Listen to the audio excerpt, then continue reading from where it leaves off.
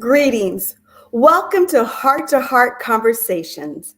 On behalf of Dr. Columbus Batiste and Mrs. Danette Batiste, we welcome you to this episode of School is Back in Session, What We All Need to Know. My name is Dr. Jarilyn Conner, and I have the pleasure to host with Mrs. Nicole Hardy.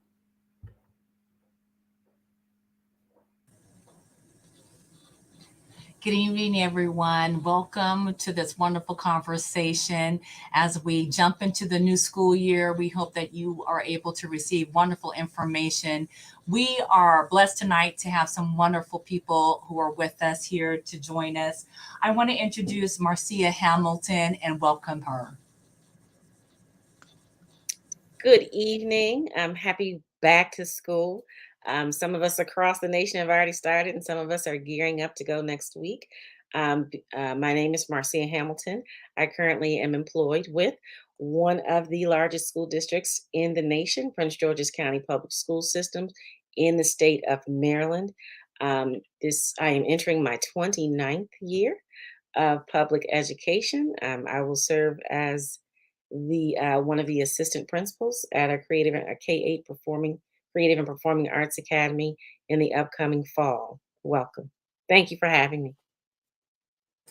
Thank you so much for being here, and thank you for bringing a wealth of knowledge and insight to tonight's conversation. I also want to joining with us is Dr. Reginald Garcon. So we thank him for being with us tonight. Can you share a little bit about yourself with us today? Sure. Good afternoon or early evening. I am Dr. Reginald Garcon. I am currently the Associate Vice President for Enrollment Management and Student Experience at the University of Maryland Eastern Shore, and I'm also serving as the interim registrar. I've been in higher education for over 25 years, and I like to do a lot of different things to keep it energetic and entertaining and engaging for students, faculty, and staff. That's a little bit about me. Thank you. Thank you so much, Reginald. Thank you for being with us. And Dr. Conner, can you introduce yourself too? Absolutely. So again, my name is Dr. Jarilyn Conner, and I too have had the pleasure of working with Dr. Garcon in different areas in different universities as well. But my background is communications and education in universities, and I'm so grateful to be here. And what about you, Nicole? Please introduce yourself. Well, thank you. Thank you. So, yes, I've been in education probably for the past 20 years, a little over 20 years, with all grade levels, literally from first grade all the way to higher education at the university level. Currently, I'm working as an assistant principal in the wonderful school district here in Riverside County, specifically in the Moreno Valley Unified School District at an elementary site. And excited to see we've been in school for about a week, and it's been a wonderful start to a fantastic new year. Wonderful. So we'll go ahead and just get started. And we just want to have a conversation. We know that different individuals are listening to this conversation, whether it be teachers or parents, even students. So we want to make it engaging, but also letting that population know that we are here for them. We're hearing what they're saying and wanting to know about school. So let's just start with this very first question. And anyone is able to answer. As the new school year begins, and it has begun, what are some necessities, students should be or should need to know when it comes to school? And I'll start with Dr. Garcon. Sure. Well, coming from the university level, I would first have to ask, well, are you a brand new student or are you a returning student coming back on campus? If you are a brand new student, this is an exciting time for you. Typically, you should be getting information from your residence life, letting you know what are the things you need to bring on campus or things that you shouldn't bring on campus, as well as information from different offices such as your health services, letting you know what types of immunization records that you need to bring, as well as health insurance. And then last, quickly, you want to make sure that you have been in constant communication with your academic advisor or your academic program in regards to your schedule of courses for the upcoming semester and what you plan to do in terms of your path towards graduation. So at the minimum, you should be receiving some information, providing some information, and making sure that you're ready to start the new year on the right foot, making sure you have your books, making sure you have your a working computer, and making sure you know your schedule can work with whatever other conflicts you may have, such as work or family. Those are some of the quick highlights I would like to share. Marcela, would you like to highlight anything? Sure. It's almost identical at Mhm. the elementary and middle school level in terms of what you need to do to be prepared for school. One of the, of course, the difference at this grade level would be parents would be primarily responsible for driving this information. Definitely, you should be receiving information from the school. And if you're not, I promise you, it's probably not the school's fault. We look to work together. Ask questions. Don't make assumptions. Please ask questions. Contact the school. Students should have access to, at the middle school level, their course schedules. Of course, at the elementary level, we're looking to see who the child's homeroom teacher would be. Sometimes there are different configurations.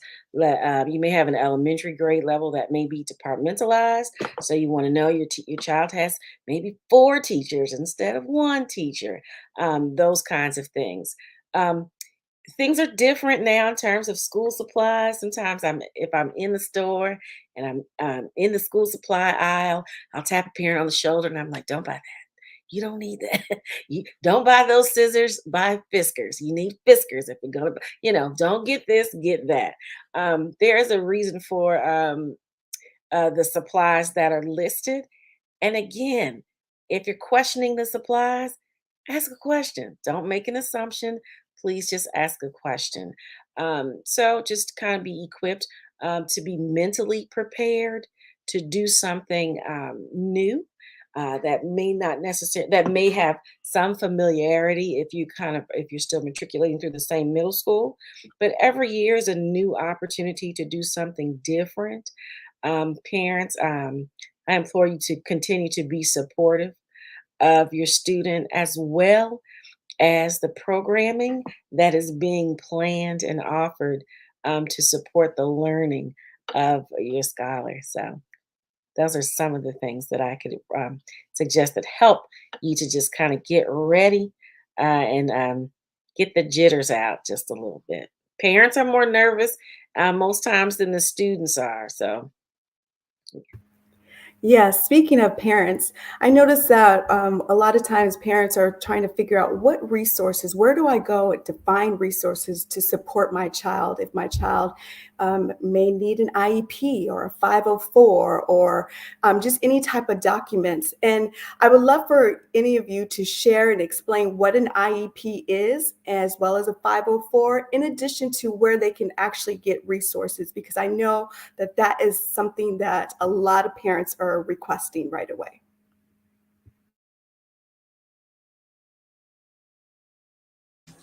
Looks like I'm on. So I think it's different. Yeah, that's a major concern. Parents right away, if they're worried about the progress of their child, how do I help my child? And they hear these kind of acronyms floating around, IEP or 504. Both of them are federal programs that are put in place to help, create a little bit of assistance and more even playing field. I say more because sometimes it will never be completely even, to support students. One, the IEP is specific for grade levels K through 12. The 504 can carry over to post secondary situations. For example, IEP stands for Individualized Education Plan, and that has to do with special education. So for a student to qualify for one of those plans or that assistance, they would have to go through an assessment process. And your schools can assist you with understanding that. Sometimes there's slightly different pieces to it depending on your school district, but the federal law has some very specific rules that everyone has to follow.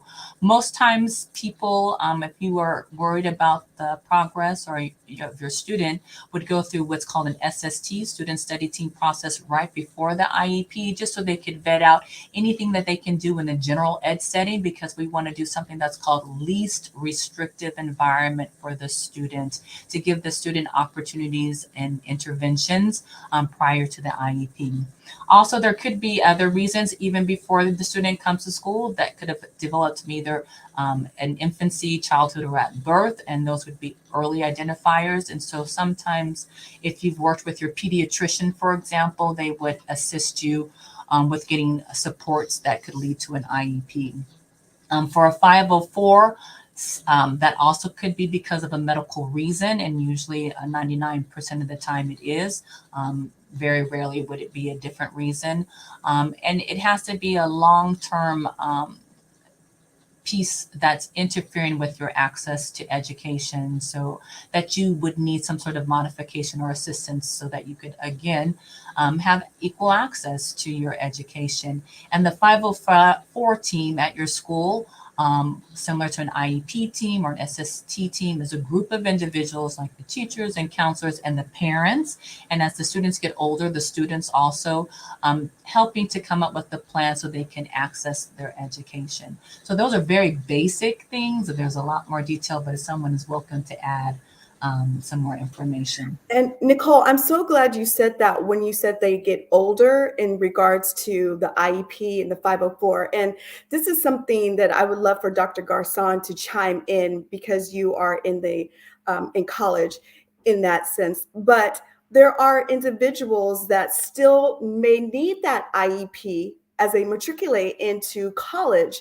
So we know that, as you shared, Nicole, that parents and the advisors or the teachers are really hands-on, probably pre-K, let's just say all through 12th grade. But how does that work when they transition? And that's a very, very great question, and it's very important. So the first thing, especially if you're planning to embark on higher education, you want to make sure that you're going to an institution where the services and resources are available to help someone who may need some assistance to their ultimate goal. So you would have to seek out that particular office.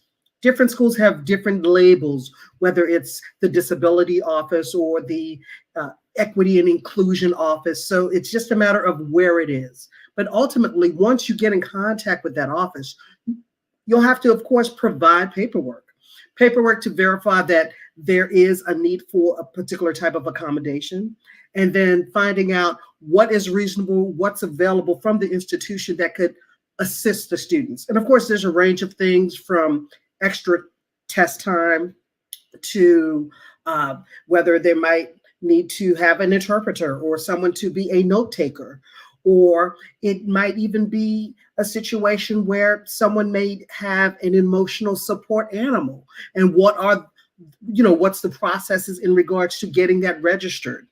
And so it all depends on the need, but it's very important that as the student and even as a parent or guardian loved one, if you have an individual, a student that's planning to start school, and there would be some type of accommodations needed, that you be proactive in finding out what is there, what's available. And then likewise, sometimes some folks may not want to necessarily take advantage, or they feel that they can attempt going through college without the need for the accommodations, and that is fine, and that is within their prerogative. But what I still suggest is that you can still put something on file at the institution, and then when you're ready, then something's already in place, and then you could seek out. And then what would happen, that particular office would always communicate with the faculty or staff for a particular course to inform them in terms of what are the types of accommodations to assist this particular student in your class. And then you would sort of work in concert with the equity office, disability office, the faculty, as well as the student, to make sure that everything's progressing in an environment where the student can be successful.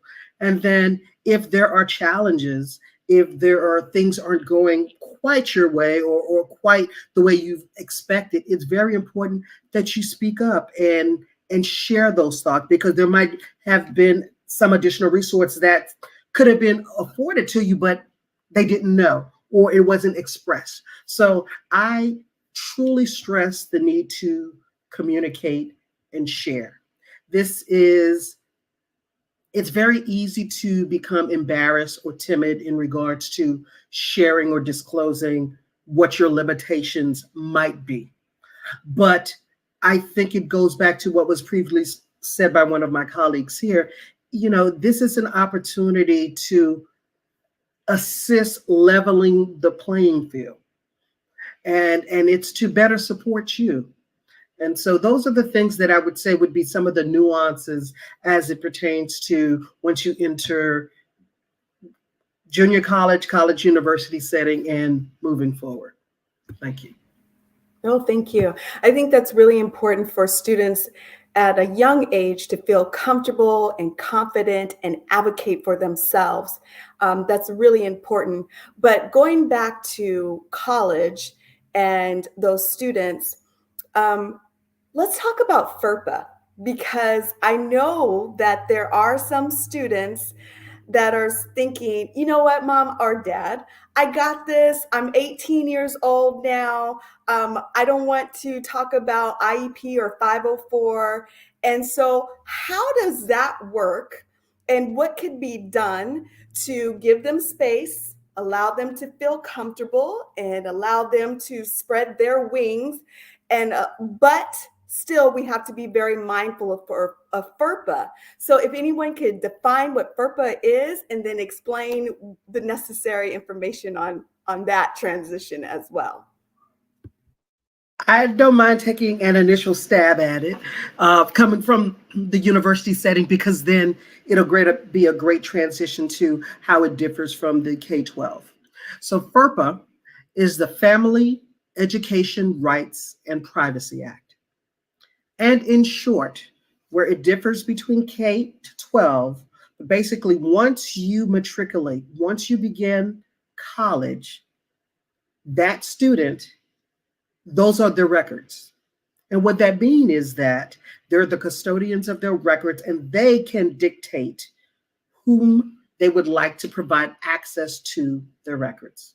So at a college, unless the student identifies, I would like my mother, my father, my spouse, my loved one, it doesn't matter whom you designate to have access to your records. And it could be to a particular department or all information. It's at your discretion. But that would be the difference. The student can dictate. And of course, they can identify someone one day and then change their mind and remove it. That is fine. But that's one of the biggest differences in the college setting, is that the student dictates the individuals that they would like to release the information to. We still have FERPA in K-12. It still is a real thing, so it exists there as well. And rather than a student having access in terms of determining who has access to their records, we have a very specific set of directory information to individuals and entities to whom we are allowed to share those that information, student specific information, and it could be anything. We have special programs. We have McKinney-Vento homeless students. We have students who are home away from home. So we have students who participate in public education programs who are in witness protection. It all applies. It all applies at the K-12 level, and FERPA is the driver for those things too. So we also have rules and regulations that we follow in terms of confidentiality and who to whom we share students' information. It's a little different in terms of students receiving specialized services. If they're multilingual students, multilingual learners. If they are students with 504s, if they are students with IEPs, that's still considered like those are still confidential documents. So we just don't go around sharing those and publicizing those, publishing lists, even down to in the K-12 the K-12 setting, students who are eligible for free or reduced price meals, farms. That's also confidential information. So there are a lot of rules at the K-12 level.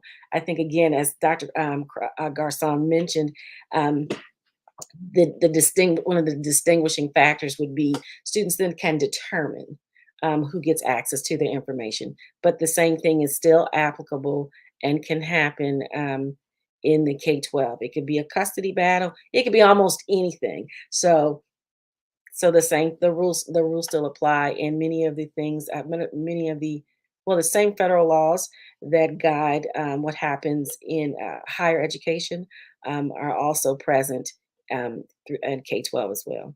Well, I'll say early childhood to 12. Oh, thank you so much. So I know that it's never too late, and I'm going to phrase it that way. It's never too late to look for scholarships. And I've been saying that, with my students as well as my children. But can you tell us where, and this goes back to those resources, right? For parents as well as students, how early, one, can they start looking for scholarships? Two, where do they even look for scholarships? Because looking at rising seniors now and even rising juniors. So it's just interesting to start looking at that pathway in addition to colleges and universities or community colleges or trade schools. How soon do they start looking for that? I'll just start and then we can go on up. I know in my jurisdiction, all eighth graders sit for the PSAT 8-9, which is a college board assessment. And that begins for many of them their opportunity and their access and their introduction to higher education. Students who score well on these precursor assessments begin to receive invitations for internships, summer learning programs, all kinds of things. We direct our students, our eighth graders, across the system, and of course, there are 120, I think, 123,000 students in Prince George's County Public Schools. Not really sure how many eighth graders, but there are thousands of eighth graders. And so, what we direct them to do is to create an account with College Board, using your personal email address, and so that begins. That begins when you begin to receive information. Because of other networks within the assessment platforms, they start to flag students. They begin to recruit students as early as in my school system as early as eighth grade. So that is when you can begin to access some of those learning opportunities. I'll jump in with a couple of other things for elementary level because surprisingly, while we talk about usually secondary, eighth grade and up, um, specifically for the college board, but even at the at the elementary level, we have something called College and Career Ready, where we start introducing the kids, even at kindergarten, to this concept of being college and career ready. So while they may not be directly applying for the scholarships, we are introducing them to our local community college teachers and students who come in and do things for different days. But also every Wednesday is our College and Career Readiness Day, where we highlight colleges and all the teachers have college banners on their doors. And then we have College Pledge Day for our fifth graders who are K-5 school, and we do this with the whole school district. And then we have just practicing, again, talking about the personal email applications and things like that. And then we have a junior Black achievers for our African American population.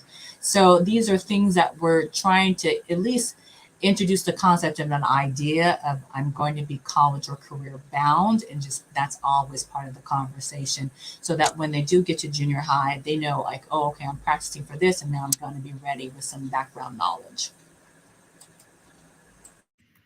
Awesome. And then I would first say it is never too early to begin the research for scholarships. One of the things that I would first share with parents, students, whomever, would be to look at anything that you're involved in. That's your community organizations, the businesses that you frequent. There are scholarships that are there. Not putting a plug for any particular organization, but let's say some of them have programs where if you work there, they will help support and provide scholarships for your education. So that's something to look at. And check where your parents or loved ones are, where they're working. So in addition to just the businesses you frequent, certain organizations have funds for that particular purpose, as well as community organizations from your fraternities and sororities to your Elks Lodge. It can range your community services. In addition, you can always check anything from your legislative areas. There's different type of grants and scholarships through your representatives that you can research.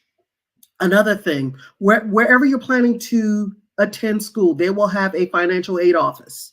So definitely take advantage of the financial aid office and ask, go on their website, see what list of scholarships that they have, scholarships that are not only general for the school, but there may be some that are very specific to your major or level of interest. That is important. And then think of what type of demographic you may have. For example, a Black male, a white female, and so forth. There might be certain scholarships, or if you're in a sport, there are different types of fellowships and things like that that are available. As you are involved in high school and you're involved in different types of clubs and organizations, they often, in honor societies, there's often a linkage there in regards to things you can have access to. One of the other things that I just want to remind folks, especially if you're in the Maryland, DC, Maryland area, when it comes to filling out the FAFSA, which is the federal free money application process that they have, there are cutoffs and deadlines. And typically March 1st is a deadline for a lot of the local scholarships. It doesn't mean that you can't apply afterwards, but it's important for that to happen. The other thing that I would say, that even though, let's say you may come from a family that may be affluent, you can still fill out that paperwork because there might be other things that you qualify for. So I think it's very important. Some folks might choose not to fill out the form, and it's money that's not being used. So I think it's very important that folks do that. And those are some of the quick recommendations in regards to scholarships. And always ask, always ask. Something else that's kind of important at the early level is begin to document and record, and even consider starting some sort of like portfolio of your students' accomplishments. There are you have the National Honor Society at the high school level. You have the National Junior Honor Society at the middle school level. You have an Elementary Honor Society at the elementary level. And all of those things require, they ask for, for every time you've gone to Girl Scouts and Boy Scouts or Pathfinders, like that counts. For every certificate, for every time you helped Miss Banks bring her groceries into the house, that counts. If you're raking leaves, if you're doing any of those things, those actions begin to form hearts of service. And so you kind of get credit for that. That's also a requirement as you leave. It used to be for high school, but now they've pushed that down. So they even have middle school. I mean, they even have community service requirements as you leave middle school. And so those kinds of things. I would even for that might be very helpful for parents to begin to collect those things and start to document all the way from, of course, from K-12, document opportunities that their students have had. I'm a parent. I've made my children do all kinds of things that they're probably voluntold, that they've been voluntold to do, but I understand the bigger picture. Like I know what's behind it. And so sometimes maybe, for certain parents, start to expand the conversation that you have with your children, with your students to kind of say, these kinds of actions now will lead to something in the future. Dr. Garson mentioned, looking for scholarships that link to your hobbies and your interests. Expand those conversations. And we're not doing the AAU traveling across the globe for AAU basketball tournaments for the fun of it. Perhaps this may turn into something. So begin to kind of hook in the college and career aspect onto some of the activities that your children are already involved in. That would be very helpful.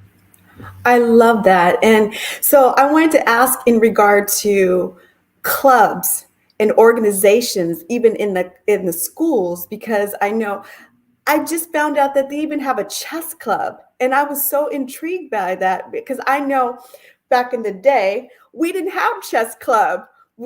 So I was really excited to hear about chess club and that you could actually get a scholarship based on that. So are there any clubs that you guys would like to highlight and share? Because it's just so interesting to me. And there may be students out there that are in middle school or high school that want to be involved and wanting to build their social skills and interact with students their age. And so I would love to hear if there's some clubs on campus, Dr. Garson, or in the classroom, Nicole and Marcia, that you are familiar with that you could share with our audience. I'll quickly chime in with just a few. I remember back in my day, I was involved in speech and debate and the drama club. So those are just a few things. But at the university level, the clubs and organizations range from a Black student union to a Muslim students association to things pertaining to intramurals and different sports that you might be interested in. So, and then you have honor societies and just clubs for fun. And the beauty of the college and university setting is even if there's not a club or organization that's there that you're specifically looking for, it doesn't stop you from creating one and starting one and getting involved, because the reason why we're talking about this, why it's so important, is because at the end of the day, when you're planning to uh, do something after high school, you need to be able to tell your story, to write an essay, and to sort of advocate as to why you want the scholarship. So all these different experiences help feed that information. So that's what I wanted to share. But it's you can have a jump roping club, double dutch. It doesn't matter. So those are some of the few things that I could share off the top of my head.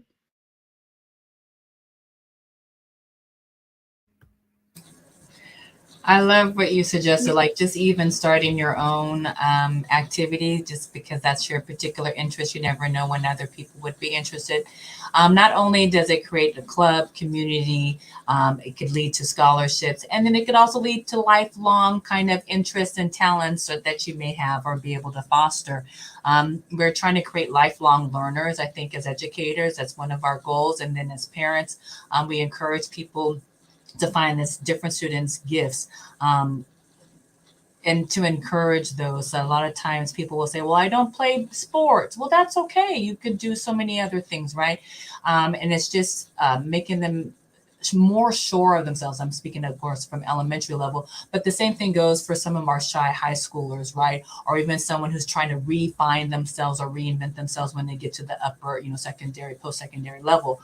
So it's okay also to change. Like if you always did things a certain way, always played soccer all through elementary, but now you want to just only do track, whatever it is, that's okay too. So understanding that change is also fine. We do that as we grow. But yeah. Awesome. So there are some parents that are watching as well. And one of the things parents are saying are, my child is a good reader. However, there are strengths and weaknesses in my child when it comes to maybe writing or when it comes to math, algebra, or trigonometry. I don't know. I know I didn't take any of that. Or if I did, thank the Lord that I'm done with math. How about that? But I would like for you guys to share when it comes to tutoring and talking to these students that it's not a bad thing. Actually, it's okay to get tutored, but where can they go? And that leads back to resources, but still, I think for me, when I hear students say tutor, oh no, I don't want to do that. I'd rather talk to my friend, and the friend is not as strong in whatever that topic or that subject is either. So I would love to hear your take on talking to the parents in addition to the students when it comes to getting that support. I'll start. Tutoring should be targeted and specific. um, I would, based on again the configuration of your school, there are in terms of resources, there are different funding sources. Different schools have different categories. If your students attend what we call a Title One school, um, those are those that designation of schools receives additional federal funding for targeted programs to increase student achievement. So some of that money could be used to fund a fee free, everybody likes everything free 99, to fund a free after school tutoring program. Or those funds could be used to purchase additional human resources. And so there may be a resource teacher in the building that is pulling small groups of, targeted groups during the day. Again, ask questions. Don't make assumptions. Just ask questions. Um, Present your case to the right individuals in the school, and they can help direct you. No knock against uh, paid tutoring programs. I don't want to call any names, but nothing against that. But everyone is not afforded the resources to be able to do that. Schools have, and especially like post pandemic, there have been millions of dollars that have been dispersed to local educational authorities and school systems across the country for this very thing. Check with the school, check with the district. Every district should have a content office. If you're struggling with reading and you can't seem to get any movement or support from the school, contact the content office. I mean, there are ways and there are programs. There are web-based interventions that students can access at home.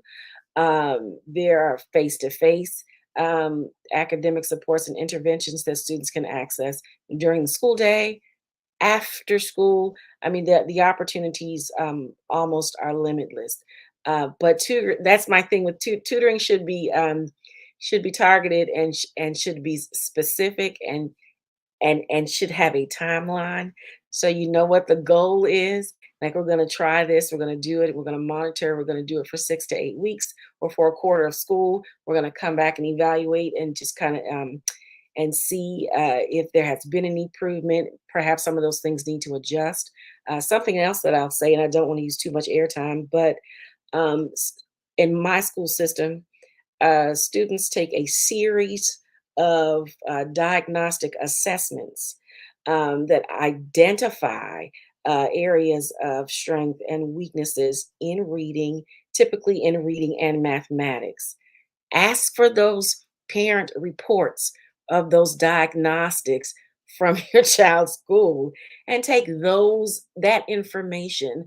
If you have an outside tutor, if you're hiring somebody, even if there's a retired neighbor who loves to work with kids, give them that information, and so the time that's spent with them is targeted and it's meaningful. You don't want to spend a lot of time supporting students, and kids don't like tutoring. They don't like it, but but connect it to something. Have conversations with them and connect it to something that they need. Everybody wants some help and support in an area that they need.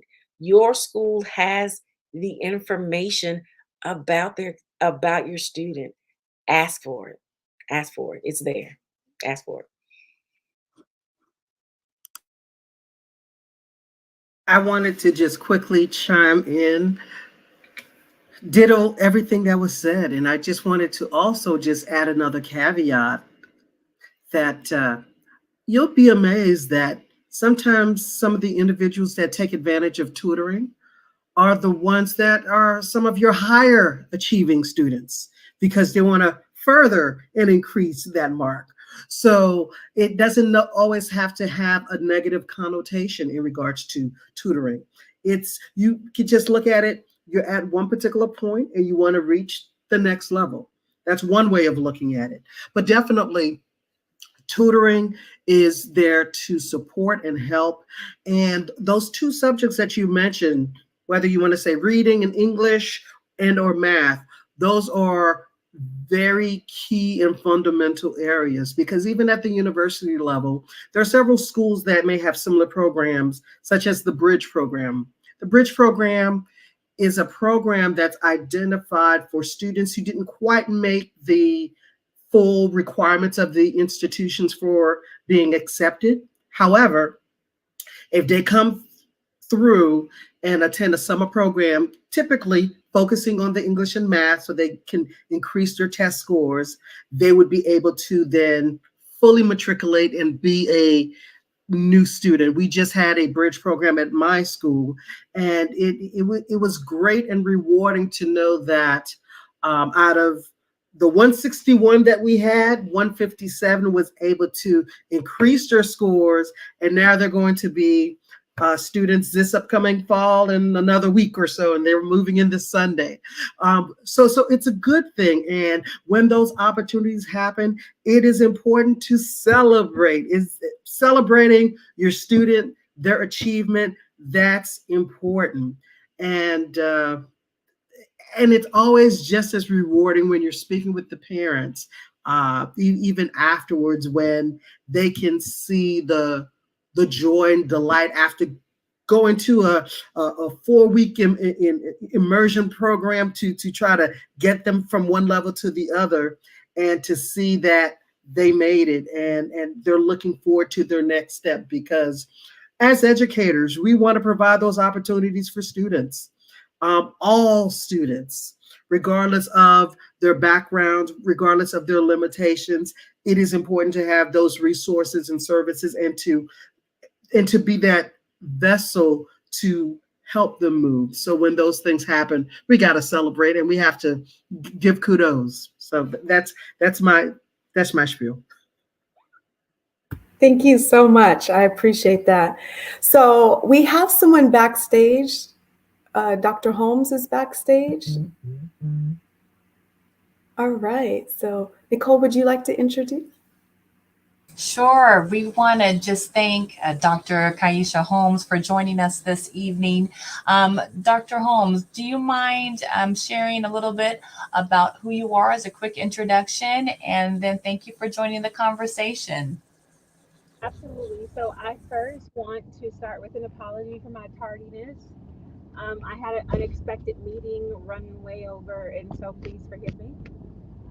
So I currently serve as the Executive Director of Leadership, Wellness, and Student Services for the Riverside Education. And in that role, my job is to support the leadership development and efficacy and competence of principals for the 23 districts that we serve in Riverside County. And additionally, I'm responsible for student services, and this has to do with building district capacities to approach and develop systems that better cater to the cultural needs of students from a discipline perspective, attendance perspective, all of the child welfare and attendance type work that happens throughout the county. And then I also oversee equity and community school partnerships and all of those kinds of things. And so that's my role at Riverside County. Independently, I am an author and a business owner, um, with a deep desire to provoke people to change their endings and not to just settle for victimization and pity and just things not being the best that they could be, but that we strive to create the circumstances conducive for our wellness and that the miracles are in our work. That's wonderful. Thank you so much, Dr. Holmes, for being here. And Nicole, please feel free to go ahead and start the question. No, I just want to thank her for being a change agent and equity warrior in the area, promoting, individual educators, but also looking at our student populations and really working to better them. And so thank you again for joining the conversation.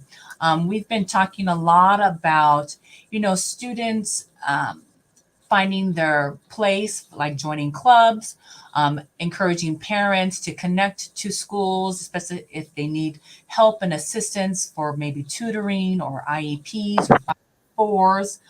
I'd like for us to talk a little bit about this concept, especially for our kids, of resiliency in dealing with change and struggles.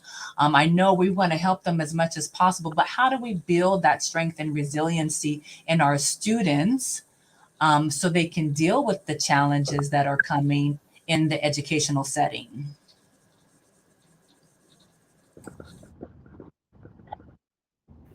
Dr. Garthine, please go ahead. That's a very good question. How do we build the resiliency? I think first and foremost, it's important for us to be transparent and honest. And what that means is to not sugarcoat things, not make it seem as if everything will be peaches and roses and there won't be any conflict, no ebbs and flows, no disappointments, and things like that. We have to understand that life happens. We have to understand that our students, even our parents, even our teachers, we all bring something to the table. Our personal lives, our backgrounds, all of those things will impact the whole environment. But the most important thing is, how do you stay resilient? I think ultimately is knowing what that goal is and continuing on that path. And knowing that even if you do stumble, even if there is a hiccup, that you can still continue. But the other thing that's needed in this resilience model or thought is the whole concept of you got to have that peer group, that support group that is there to sort of hold, that's there where you can have a shoulder to cry on, that's there to pick you up and scoop you up, or to say, hey, come back, you veered long enough, let's get you back on track. You need to have that support. And I think that's how you sort of build that resilience over time. And then the last thing that I could comment on would be for those who've gone through things and have been able to persevere, they need to be able to share their stories. Because by sharing stories, you're informing others of what has happened so they could see your journey and your resiliency so that they could say to themselves, okay, I could see myself going through that path and overcoming. So those would be my thoughts on resiliency. And I would ditto everything that the brother that just shared. And the only thing that I would add is that we have to really begin to re-emphasize the importance of community and our collective responsibility to strengthen and grow the capacity of the community. And I'm reminded of an African tradition where when people kind of lose their way and kind of, create this more jagged path for themselves, it becomes incumbent upon the village to bring them back and to remind them who they are. And I feel like more of that needs to take place. Um, while we kind of boast the work of equity and talk about the need for it, I think much of the substantiveness of it is lacking, even in cultural communities that realize the need for it. And I think one of the things that we can do to adequately address this is to recognize the degree to which we have socialized whiteness to the point that where people fall off and lose their way, we associate in that cancel culture, and we associate in these spaces of not being willing to help people be restored. And that that component of helping people to be restored is essential. I think our communities currently are characterized by a deep level of despair and apathy. And I think the only way to heal that is by loving people through community. But we have to give up some of these ways that we acquired in order to survive, some of these hostile democracies in order to salvage our communities. Thank you so much, Dr. Holmes. Marcia. From an elementary perspective, we are still, and I don't want to keep saying it, but I also think we would be doing ourselves a disservice if we undercut the impact that COVID and distance learning has had on young children. We have seen an uptick um, in I don't want social adjustments and social emotional learning, the lack of or the underemphasis of social emotional development in some of our youngest learners. And so, as they enter school, in my reflection from the end of last school year, um, I was just kind of thinking, like, we were like, welcome back to school. And we really needed to say, welcome to school. Like, pause, like this, stop. This is how this works. This is how, we really needed to pause and work on intentionally re-engaging them back into the community, the learning community. Um, that was a misstep. And we are paying we are paying for it.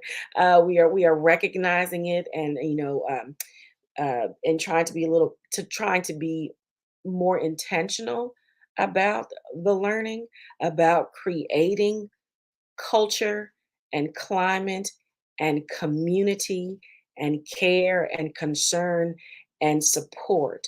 We make the assumption that they come to us with those tenets and those skills, um, and they don't. And so at the elementary level, we need to teach, we need to model and teach respect. We need to model and teach empathy. We need to be explicit when we model and teach community and the benefits of community. That is definitely something that is on my radar. Even re-engaging parents back into the community of schools. I think if we do a better job in modeling the benefit of community in the schoolhouse, that's how we impact um, outside of our school walls. Well said. You just gave me chills, Marcia. And parents that are watching and listening, and students that are watching and listening, as well as administrators, we are here for you. We are your voice. We want you to know that you are supported. We are the community. Heart to heart conversations wants each and every one of you to realize the importance of not just community, but also the importance of empathy. And as we go back to school, or those that are back in school now, We understand, and I'm just receiving some emails now, there are some parents that have anxiety and nervousness and stress. And then there are some students that have anxiety and nervousness and stress. And I want us to have this open conversation that it is okay to feel that way. It is okay that they are reluctant or hesitant to bring their child back to school for whatever capacity, for whatever reason. But we need to have these conversations. And this is from higher ed to pre-K or to pre-K to higher ed, however you want to say it. There are a lot of parents, teachers, in addition to administrators, that are feeling this way. Although there are some parents that are saying, woo, summer is over, get that child back in school. But there are still some parents that are still having some anxiety and nervousness and stress. So I would like for us to be able to address that, similar to what Marcia was talking about with the empathy. But I want those parents that are watching right now, and teachers and students and administrators as well, to understand that we hear them, we see them. So if anybody would like to share something, it could be one word, it could be a phrase, to encourage them as they allow their child to go back to school, please do. So we have a couple of minutes left, and then we'll end with something. So I'll start. I just like to say this, and then I have a comment or a word. One of the things that I think we have to be careful not to underestimate is the hostile democracy that's being experienced in education, where issues of cultural conversations and competencies and all those things have come under siege. I think we have to understand that, especially in California, over 80% of students in schools are ethnic minorities. And parents need to feel that when they release their children into our care, that they're going to be safe, that they're not going to be brought under siege of, racial threats and racial epithets and different things that threaten their social emotional safety. And so one of the things that I would want to say to parents as they start the school year is to get engaged, to be a voice, and to be present, so that you can help evolve the capacity of practitioners to better support your kids. We underestimate the strength and the knowledge and the virtue that parents bring to our work, but they're experts in who their children are. And we have to begin to bring them to the table and invite them into conversations and in practices that we allow their knowledge to help inform the way we love and serve their children in our institutions. And so the word that I have for parents is to be engaged. Thank you, Dr. Holmes. Marcia, and then Dr. Garcon, and then Nicole, you can end us, let us know. Thanks. Marcia? I guess my one word would be trust. We really are doing the best. Our intentions are pure, so trust.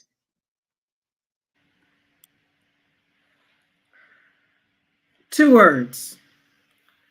My tribe.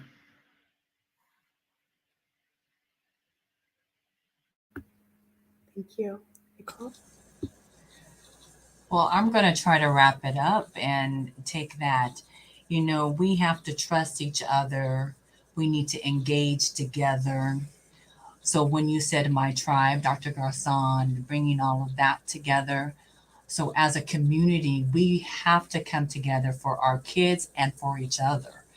And that's really going to be the bottom line for us to progress and be better. We have too many outside forces that we have to contend with. So we have to come together as a tribe with love for each other to help our children get through this and to, continue on the legacy that has been started. So I would like to say that legacy and continue with our kids. Thank you so very much. And with that being said, again, on behalf of Dr. Columbus Batiste and Mrs. Danette Batiste from Heart to Heart Conversations, we thank you all so very much for being here tonight. God bless.